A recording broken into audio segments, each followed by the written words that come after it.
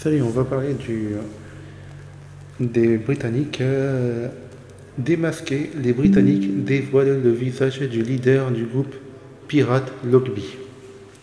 Dimitri Korosev, ressortissant russe et leader présumé du groupe de pirates informatiques Lockbit, sera désormais soumis à une série de gels d'avoirs et d'interdiction de voyager.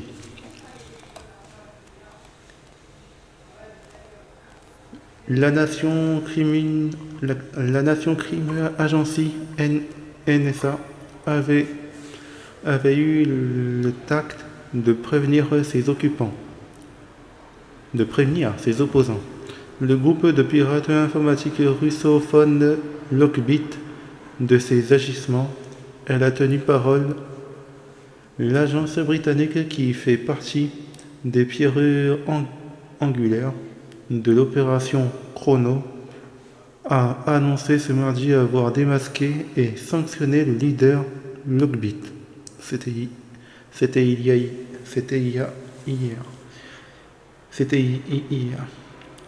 Dimitri Korosev, alias Lockbit SIP, qui prospère grâce à l'anonymat et offrait une récompense de 10 millions de dollars à quiconque pourrait révéler son identité, sera désormais soumise à une série de gels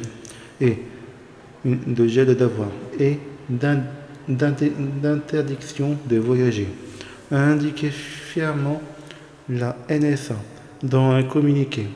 Sa tête est mise à prix pour les États-Unis.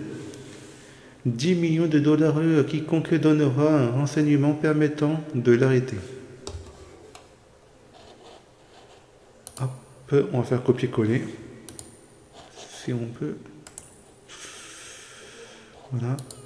Copier-coller. Voilà. On va mettre le... Voilà. Raphaël, ce qui est fou, c'est que si ce groupe est aussi puissant, c'est parce qu'il a un mode de fonctionnement comme une entreprise avec un système de franchise. Non, mais c'est assez incroyable. En fait, c'est comme...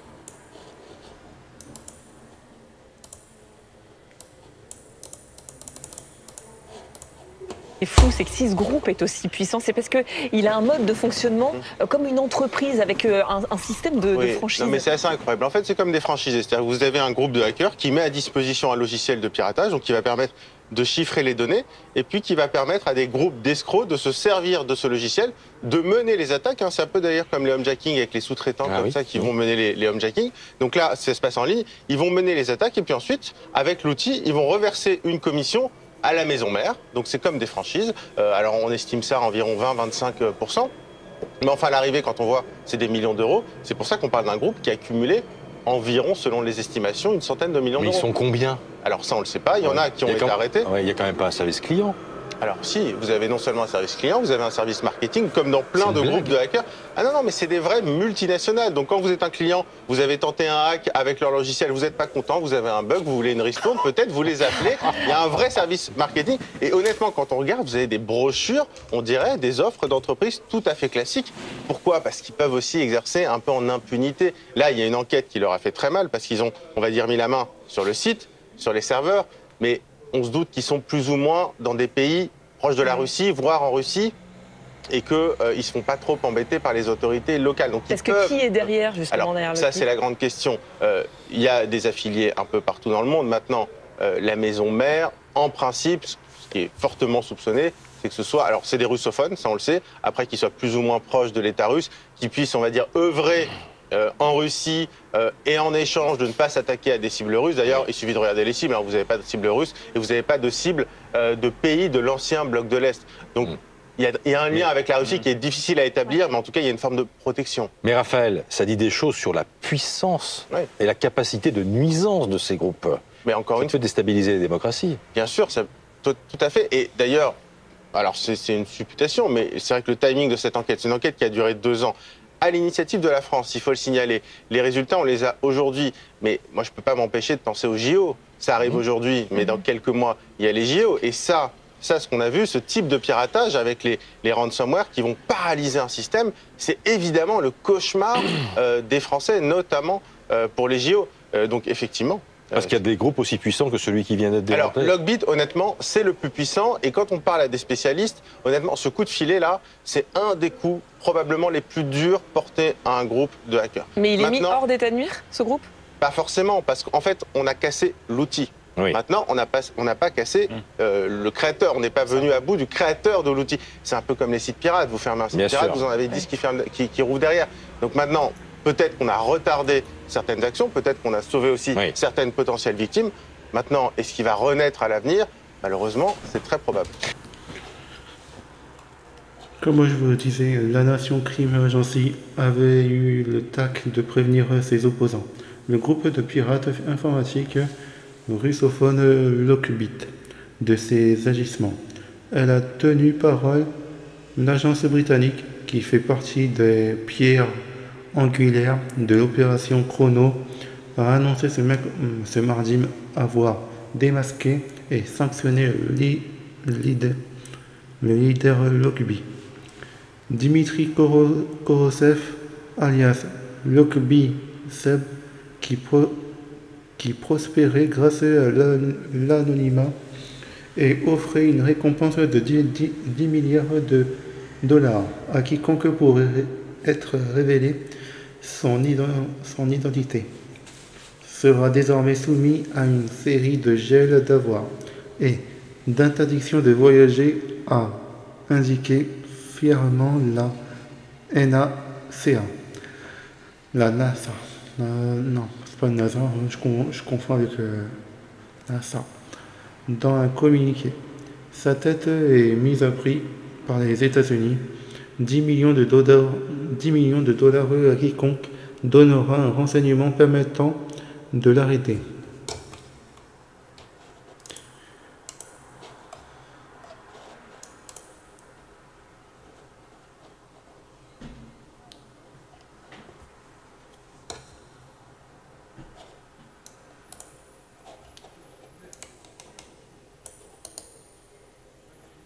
Copier. Cette révélation fait suite à la remontée puissance de Lockbit, qui a enchaîné les cyberattaques ces dernières semaines. La plus importante sur le territoire français concerne l'hôpital de Cannes, qui a subi une attaque par rançongicier, le 16 avril dernier. Depuis 61 géothèques de données confidentielles liées aux patients de l'hôpital ont été divulguées sur Internet. Pour plusieurs experts, l'opération Chrono, qui visait le démantèlement de Lockbit, n'a pas été à la hauteur de son adversaire. Le groupe de hackers le plus dangereux du monde aussi. L'opération a manqué de discrétion. Il aurait dû rester tapi dans l'ombre pour éradiquer l'entièreté du groupe plutôt que de faire de la communication à tout va. Souligné Jean-François Buzz, expert en cybersécurité auprès de Tekeko.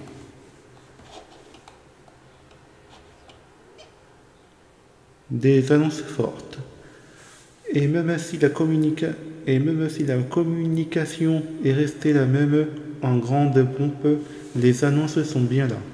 Le groupe a tenté de se reconstruire au cours des 2 derniers mois, mais la NCA estime qu'à la suite de cette enquête, il fonctionne actuellement à capacité limitée, et que la menace mondiale de Lockbit a été considérablement réduite. Poursuit le communiqué qui détaille qu'un nouveau site de fuite a été créé sur lequel les pirates ont gonflé l'activité apparente de Lockbit en publiant en publiant les victimes ciblées, avant que la NCA ne prenne le contrôle de ses services, en février. Les données montrent que le nombre moyen d'attaques Lockbit mensuelles a diminué de 73% au Royaume-Uni depuis l'action de février, et que d'autres pays signalent également des réductions. Les attaques semblent avoir été menées par des affiliés moins sophistiqués et avec un impact moindre. Le directeur général de la NCA, Griming Biggar, s'est félicité des sanctions imposées par son agence. Ces sanctions sont extrêmement importantes et montrent qu'il n'y a pas de cachette pour les cybercriminels, comme Dimitri Korosev. Il était certain de pouvoir rester anonyme, mais il avait tort. Si l'annonce de ce mardi peut mettre un clou dans le cercueil de Lockbit, l'enquête va continuer. La NCA et ses alliés veulent mettre la main sur les sociétés affiliées qui utilisent les services Lockbit, car ce sont eux qui infligent les attaques par ransomware contre les écoles, les hôpitaux et des grandes entreprises. Reste à savoir si cette action sera efficace à 2 mois des JO de Paris 2024. Et on va mettre copier-coller. Copier-coller. On va aller sur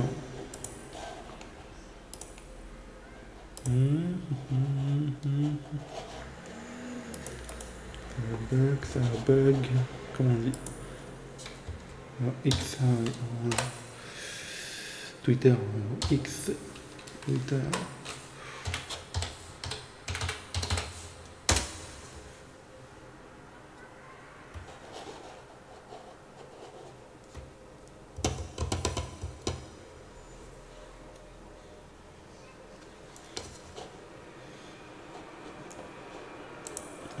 En attendant que ça ouvre,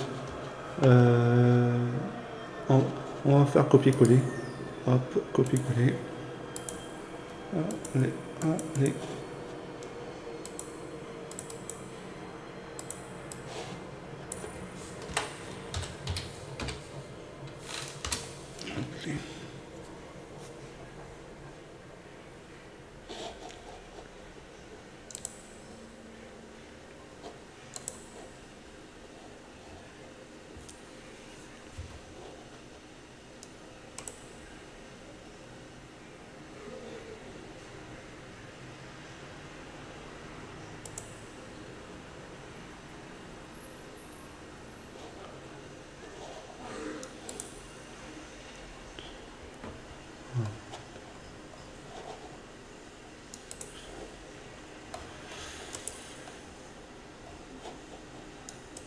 On va faire coller.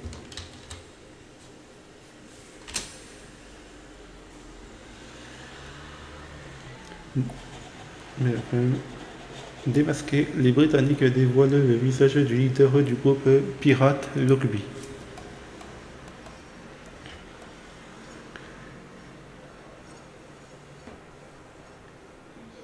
Beau gosse, il aime les belles voitures et les plantes, il est riche. Calmi ou Dom.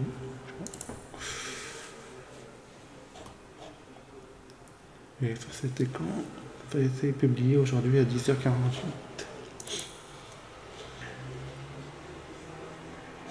On va aller sur... je trouve pas sur...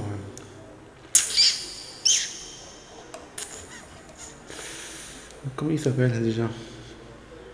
Peut-être... on va mettre Lockbit, peut-être. Lockbit. Comment tu écris? Lockbit. Je fais ça. Hop, j'ai mis un.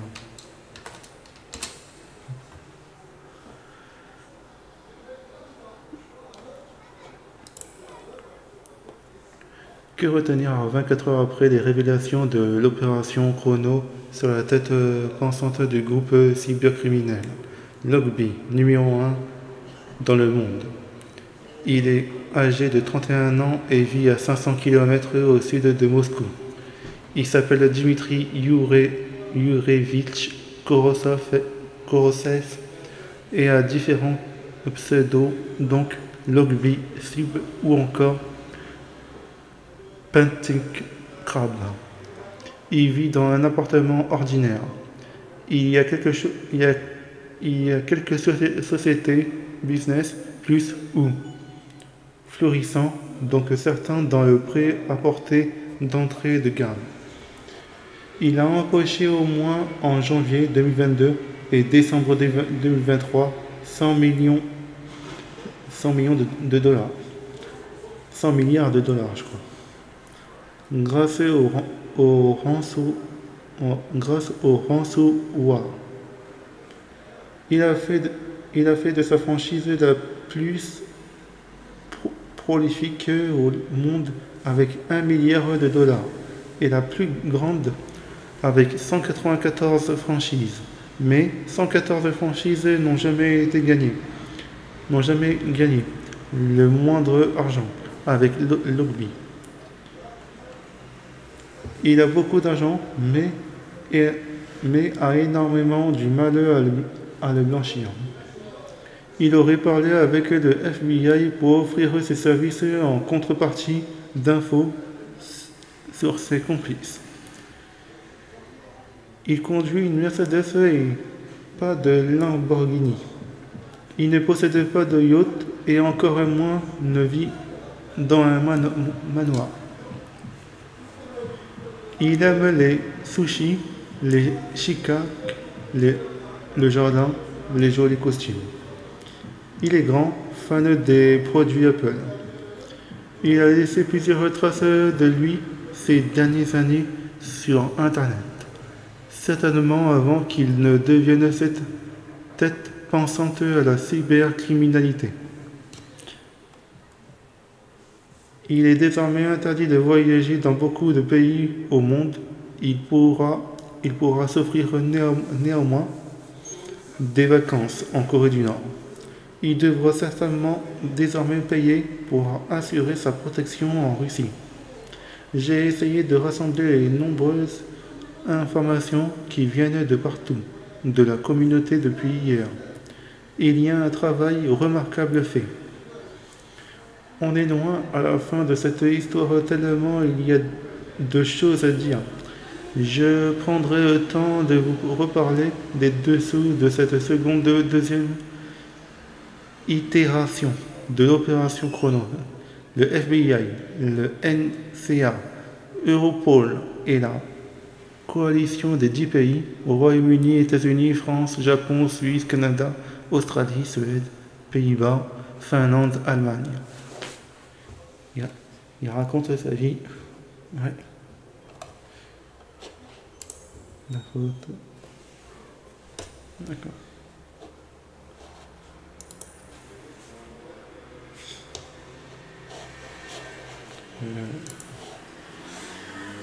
Ouais, comme je vous disais, il racontait sa vie.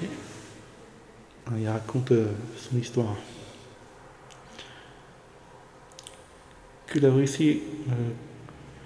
Russie est un État terroriste et les attaques cyber un acte de guerre. Je remets, voilà. Et normalement, est-ce qu'ils ont... Je sais même pas. Est-ce qu'ils en parlent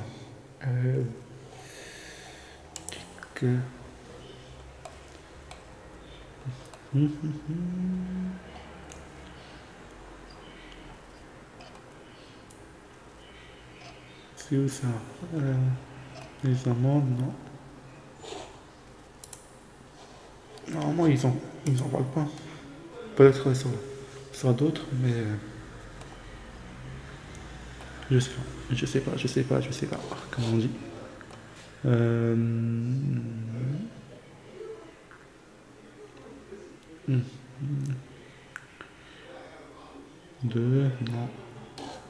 Non, ils en parlent pas. Et si je fais coller vidéo, est-ce que je sais même pas si je peux. Celui-là, je l'ai fait.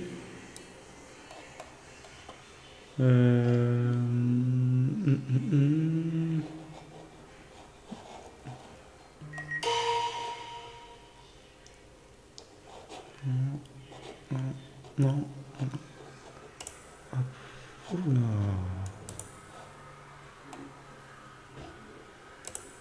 On va remettre. De toute façon.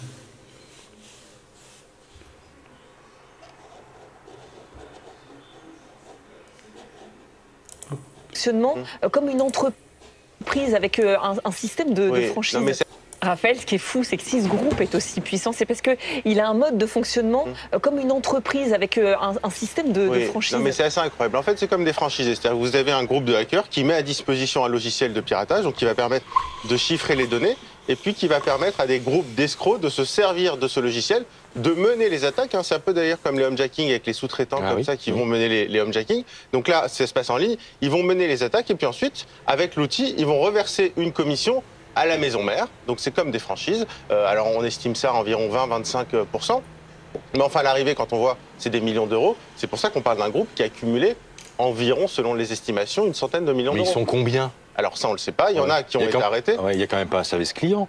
Alors si, vous avez non seulement un service client, vous avez un service marketing, comme dans plein de groupes de hackers. Ah non, mais c'est des vrais multinationales. Donc quand vous êtes un client, vous avez tenté un hack avec leur logiciel, vous n'êtes pas content, vous avez un bug, vous voulez une ristourne, peut-être vous les appelez. Il y a un vrai service marketing. Et honnêtement, quand on regarde, vous avez des brochures, on dirait des offres d'entreprise tout à fait classiques. Pourquoi? Parce qu'ils peuvent aussi exercer un peu en impunité. Là, il y a une enquête qui leur a fait très mal parce qu'ils ont, on va dire, mis la main sur le site, sur les serveurs, mais on se doute qu'ils sont plus ou moins dans des pays proches de la Russie, voire en Russie, et qu'ils ne se font pas trop embêter par les autorités locales. Donc, Est-ce que qui est derrière, justement, alors, derrière le ça, c'est la grande question. Il y a des affiliés un peu partout dans le monde. Maintenant, la maison mère, en principe, ce qui est fortement soupçonné, c'est que ce soit... Alors, c'est des russophones, ça on le sait. Après, qu'ils soient plus ou moins proches de l'État russe, qu'ils puissent, on va dire, œuvrer en Russie et en échange de ne pas s'attaquer à des cibles russes. D'ailleurs, il suffit de regarder les cibles. Vous n'avez pas de cible russe et vous n'avez pas de cible de pays de l'ancien bloc de l'Est. Donc, il y a un lien avec la Russie qui est difficile à établir, mais en tout cas, il y a une forme de protection. Mais Raphaël, ça dit des choses sur la puissance et la capacité de nuisance de ces groupes. Mais encore une fois, peut déstabiliser les démocraties. Bien sûr, tout à fait. Et d'ailleurs, alors c'est une supputation, mais c'est vrai que le timing de cette enquête, c'est une enquête qui a duré 2 ans. À l'initiative de la France, il faut le signaler. Les résultats, on les a aujourd'hui. Mais moi, je ne peux pas m'empêcher de penser aux JO. Ça arrive aujourd'hui, mais dans quelques mois, il y a les JO. Et ça, ce qu'on a vu, ce type de piratage avec les ransomware qui vont paralyser un système, c'est évidemment le cauchemar des Français, notamment pour les JO. Donc effectivement... Parce qu'il y a des groupes aussi puissants que celui qui vient d'être démantelé. Alors, Logbit, honnêtement, c'est le plus puissant. Et quand on parle à des spécialistes, honnêtement, ce coup de filet-là, c'est un des coups probablement les plus durs portés à un groupe de hackers. Mais il est mis hors d'état de nuire, ce groupe? Pas forcément, parce qu'en fait, on a cassé l'outil. Oui. Maintenant, on n'a pas cassé le créateur. On n'est pas venu à bout du créateur de l'outil. C'est un peu comme les sites pirates. Vous fermez un site pirate, vous en avez 10 qui rouvrent derrière. Donc maintenant... Peut-être qu'on a retardé certaines actions, peut-être qu'on a sauvé aussi certaines potentielles victimes. Maintenant, est-ce qu'il va renaître à l'avenir? Malheureusement, c'est très probable.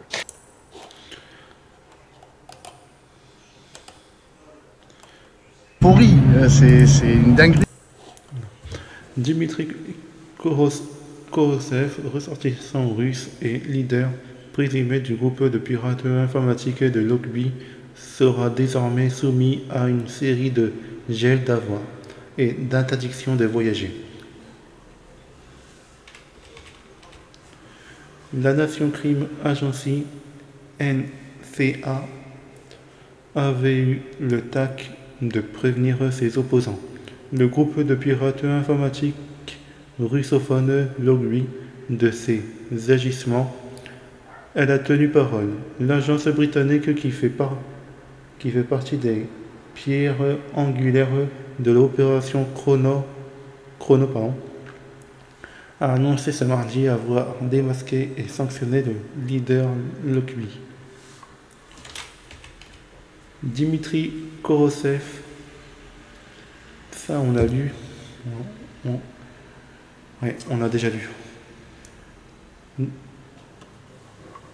Dimitri Korosev, alias Logby Sub, qui prospérait grâce à l'anonymat et offrait une récompense de 10 millions de dollars à quiconque pourrait révéler son identité, sera désormais soumis à une série de gels d'avoirs et d'interdiction de voyager, a indiqué fièrement la NCA dans un communiqué. Sa tête est mise à prix par les États-Unis. 10 millions de dollars à quiconque donnera un renseignement permettant de l'arrêter. Cette révélation fait suite à la remontée en puissance de Logby, qui a enchaîné les cyberattaques ces dernières semaines. La plus importante sur le territoire français concerne l'hôpital de Cannes, qui a subi une attaque par rançonnier le 16 avril dernier. Depuis 61 gigaoctets de données confidentielles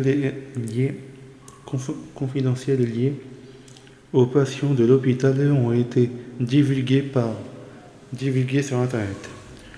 Pour plusieurs experts, l'opération Chrono, qui visait le démantèlement de Logby, n'a pas été à la hauteur de son adversaire. Le groupe de hackers le plus dangereux du monde aussi, l'opération a manqué de discrétion.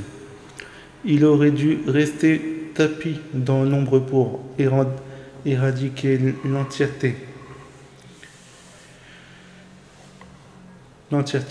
du groupe plutôt que de se faire de la communication à tout va. Souligné Jean-François Buzz, expert en cybersécurité auprès de Teco.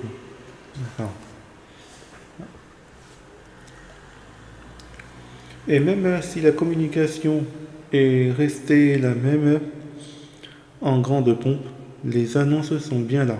Le groupe a tenté de se reconstruire au cours des 2 derniers mois, mais la NCA a estimé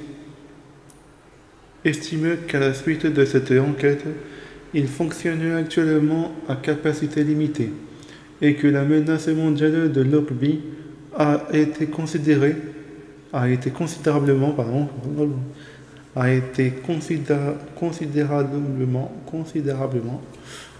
réduite, poursuit le communiqué, qui détaille qu'un nouveau site de fuite a été créé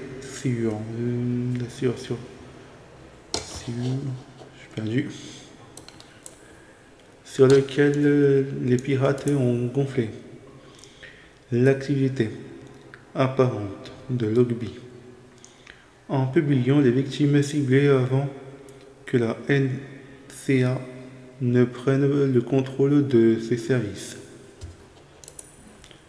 Les données montrent que le nombre moyen d'attaques Logbit mensuelles a diminué de 73% au Royaume-Uni depuis l'action de février, et que d'autres pays signalent également des réductions. Les attaques semblent avoir été menées par des affiliés moins sophistiqués et avec un impact moindre. Le directeur général de la NCA, Gramen Bigard, s'est félicité des sanctions imposées par son agence. Ces sanctions sont extrêmement cybercriminelles, comme Dimitri Korosev. Il était certain de pouvoir rester anonyme, mais il avait tort. Si l'annonce de ce mardi peut mettre un gros clou dans le cercueil de Logby, l'enquête va continuer. La NCA et ses alliés veulent mettre la main sur les sociétés affiliées qui utilisent les services Logby, car ce sont eux qui infligent les attaques par ransomware. contre des écoles, des hôpitaux, des grandes entreprises. Reste à savoir si cette action sera efficace à 2 mois des JO de Paris 2024. Et ça, je l'ai lu. Et ça, je l'ai lu le premier. Ça veut dire... ça veut dire pas le soldat, démasqué. Je sais plus où est-ce qu'il était. Mais bref. Ouais. Mais bref. Je sais plus c'était où. Mais bon, je l'ai lu. Dites-moi dans les commentaires si...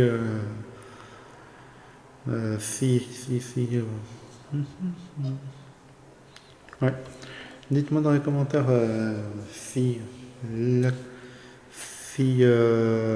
comment vous dire ça, ça a été publié ça a été publié hier. Dites-moi dans les commentaires si ça vous plaît. Mettez-moi des pouces. Abonnez-moi à ma chaîne YouTube, Twitch, TikTok et Instagram. Et je vous dis à la prochaine.